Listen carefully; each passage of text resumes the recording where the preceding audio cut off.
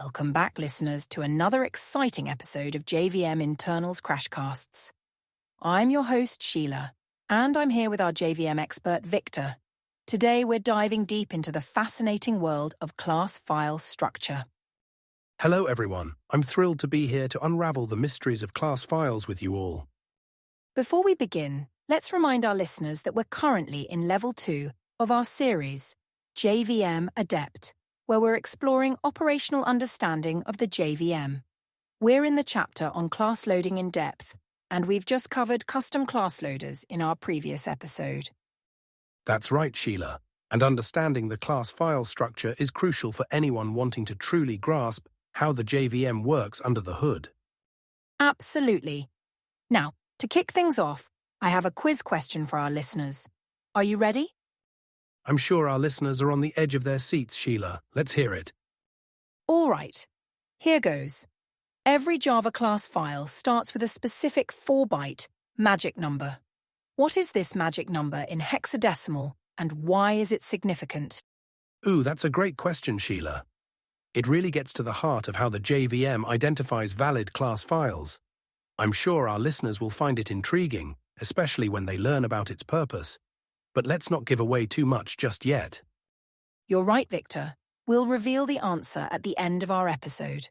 Now, before we dive into the structure, could you give us a brief overview of what a class file is and why it's important? Certainly.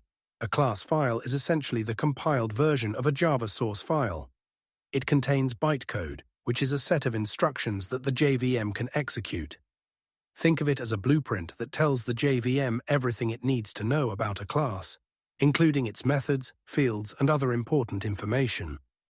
That's a great explanation. So, if I understand correctly, when we compile a Java file, we get this class file. But what exactly is inside it? What's its structure like? Well, Sheila, the class file has a very specific structure. It's like a book with different chapters, each serving a unique purpose. Let's start with the first chapter, the magic number we mentioned earlier.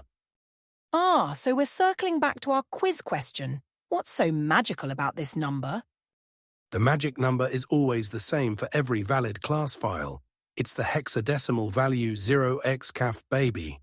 This number helps the JVM quickly identify if a file is a valid class file or not. Kafi Babe? That's certainly memorable. But why such a quirky number? It's a fun bit of Java history. James Gosling, the creator of Java, chose this number. He was fond of going to a cafe near Sun Microsystems' office that had the Cafe Babe as its logo. It's a great example of how even serious technology can have whimsical origins. That's fascinating. Now, what comes after this magic number in the class file? Right after the magic number, we have the version information. This includes the minor and major version numbers of the class file format. These numbers tell the JVM which version of Java the class was compiled for. I see. So it's like a compatibility check? Exactly. It ensures that the JVM can understand and execute the bytecode correctly. Now, after the version info, we come to one of the most important parts of the class file, the constant pool. The constant pool? That sounds intriguing. What's that all about? Think of the constant pool as a table of contents for the class file. It contains various constant values used in the class, like literal strings, field and method names, and type descriptors. It's crucial for the JVM to efficiently locate and use these constants during execution.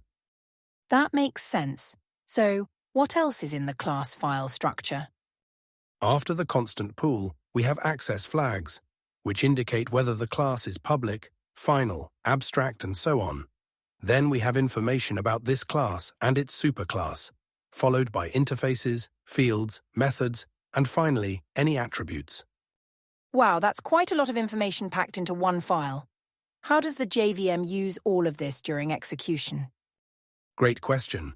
The JVM uses this information for various purposes. For example, when it needs to resolve a method call, it refers to the constant pool to find the method's name and descriptor.